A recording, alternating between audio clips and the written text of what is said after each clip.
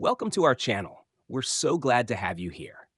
Before we dive into today's incredible story, let us know in the comments below where you're watching from.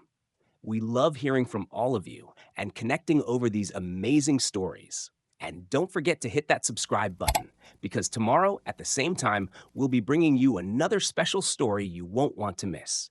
So grab a seat, relax, and let's get started on today's adventure together. We can't wait to share this with you. This billionaire thought his money could buy anything. What happened next will shock you. Jake Turner was a man who had always relied on his wealth and influence to get ahead in life.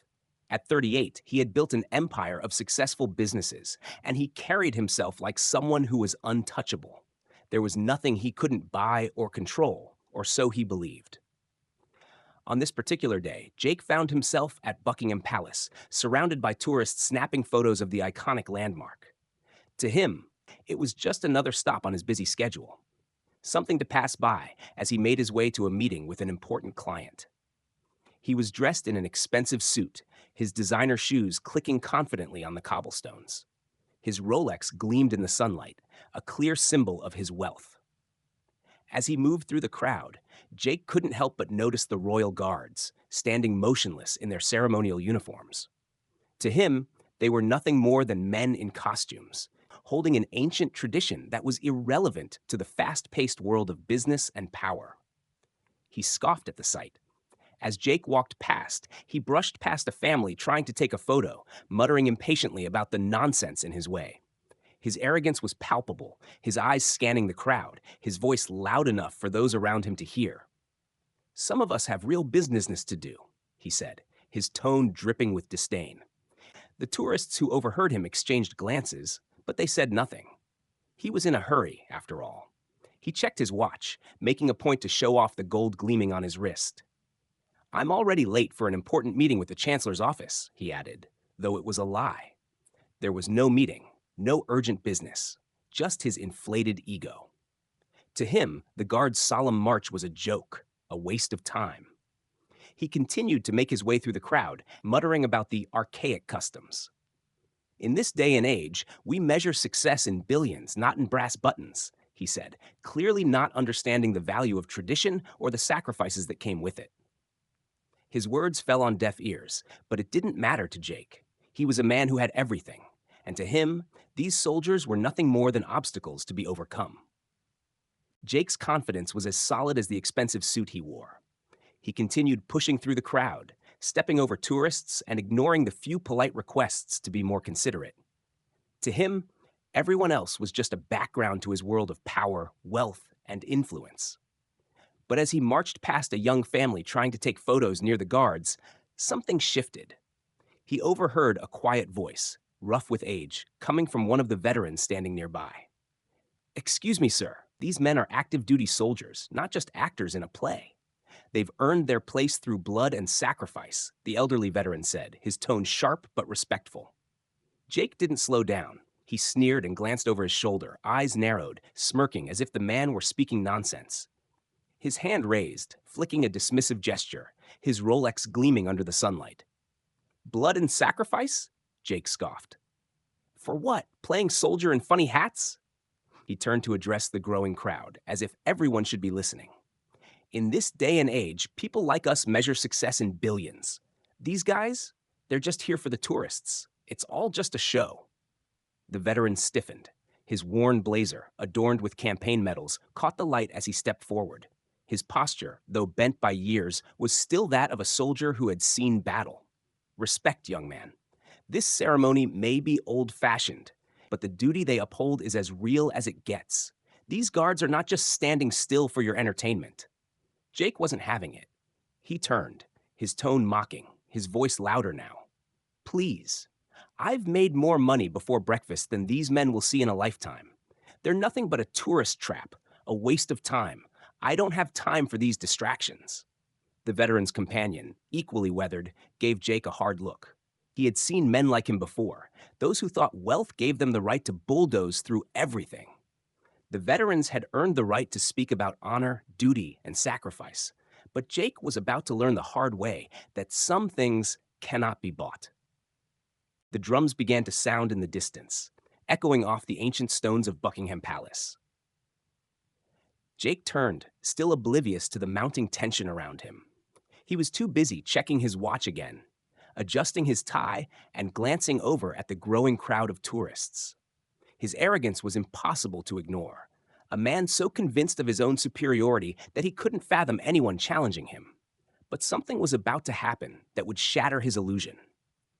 The veteran who had spoken earlier stood firm, his posture straight despite his age, a quiet warning in his eyes. Son, you really don't want to be here when they arrive. They won't move for you.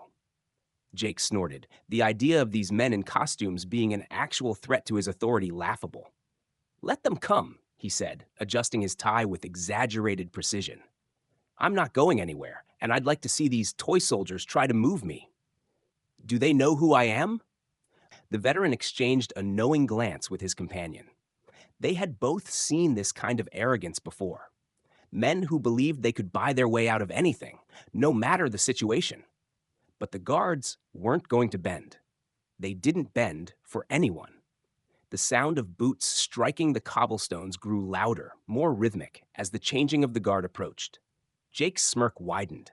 He stepped into the center of the courtyard, planting himself directly in the path of the advancing guards. He was making a statement now, daring them to challenge him. You think they'll actually break formation? Jake sneered, addressing the veteran. They're going to have to walk around me, or I'll show them how the real world works. The drums were deafening now. The guards were nearly upon him, their boots clicking in perfect synchrony. Sergeant Ryan Williams, the leader of the formation, locked eyes with Jake for just a moment. There was no hesitation. There was no fear. The guards were a force of nature, and nothing, not even the most arrogant businessman, would alter their course. Jake stood his ground, a smug look still on his face. But as the guards reached him, the first guard's shoulder collided with his chest.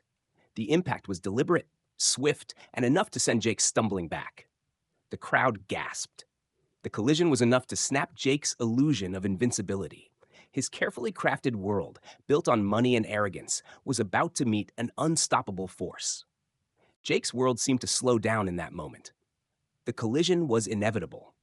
The moment the first guard's shoulder made contact with him, Jake was lifted off his feet and sent tumbling backward. It wasn't violent, but it was precise, calculated, a stark contrast to his brash, thoughtless arrogance. He landed hard on the cobblestones, the breath knocked from his chest.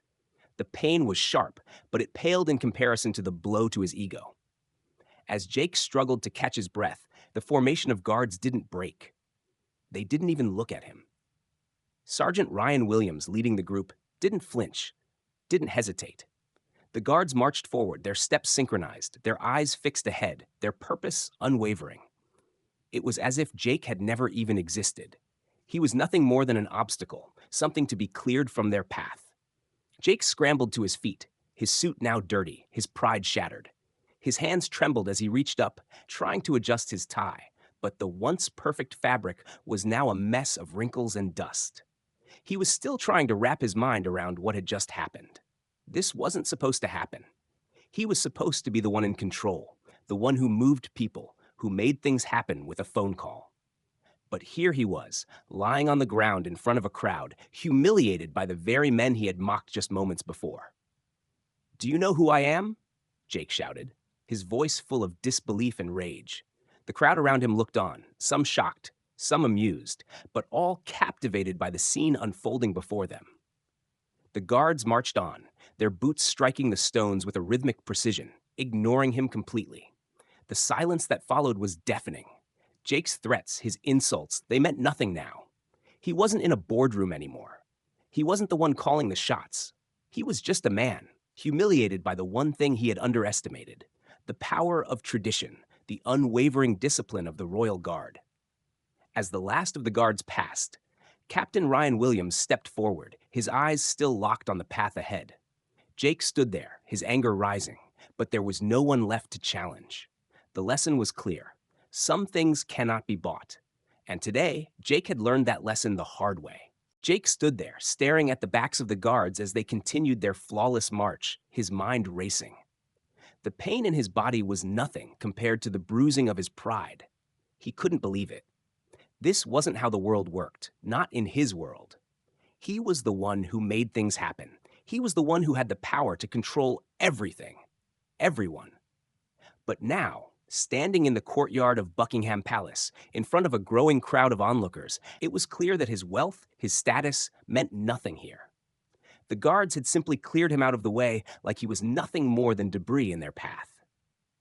"Do you know who I am?" Jake repeated, his voice shaking with rage. His words hung in the air, echoing against the ancient stone walls. He was met with silence, the crowd merely watching in stunned silence. He staggered to his feet, wiping the dust from his suit, but the damage had been done. His finely tailored clothing, the Rolex on his wrist, the power he so confidently wielded, they were all now meaningless. A security officer approached, his expression a mask of calm professionalism. "Sir, you were warned multiple times to clear the path. The guards followed direct orders, and they will not deviate," he said, his tone stern. But Jake wasn't listening. He was too busy thinking about how to salvage his reputation, how to turn this humiliation into something he could control. "I'll have all of you arrested," Jake sneered, his voice rising. "I'll sue the palace, the security, everyone. You'll regret this. Do you hear me? I'll own this place." The security officer didn't flinch. "You were warned, sir. The guards acted within their authority. You were obstructing their route, and now there are consequences." Jake's face flushed with disbelief. "Consequences? I don't deal with consequences. I deal with power." As he continued to shout, demanding justice, the police arrived on scene. They had seen this kind of situation before. Entitled civilians, expecting to be treated like kings because of their money. The female officer stepped forward, her voice calm but firm. "Sir, you're being detained for interfering with military personnel in the execution of their duties." Jake's mind raced, but there was no escape. The guards had already made their point, and now the law was closing in on him. "I'll have your jobs for this," he spat. But the officer just shook her head, knowing all too well that money couldn't fix this. As Jake was escorted off the palace grounds, he realized the harsh truth. The rules of power, wealth, and status didn't apply here. The royal guard stood as living proof that some things, no matter how much money you had, could never be bought. We'd love to hear your thoughts on today's story. What do you think about Jake's attitude and his encounter with the royal guard? Do you believe that wealth and status should give people the power to override rules and traditions? Or do you think some things, like respect for duty and honor, can't be bought? Have you ever witnessed a moment where someone's arrogance or entitlement clashed with the unmovable force of tradition or authority? Drop a comment below and share your perspective. We read every single one. It's fascinating to see how different people interpret these situations. If you've ever had a similar experience, or if you have any thoughts on how we can better respect traditions in today's world, we'd love to hear it. We're creating a community here, and your opinions matter. And don't forget to hit that subscribe button. By subscribing, you'll never miss out on another incredible story like this one. Tomorrow, we'll be back with another story that will leave you thinking long after it ends. So stay tuned and let us know your thoughts. Your interaction means so much to us. Thanks for watching, and we'll see you in the next video.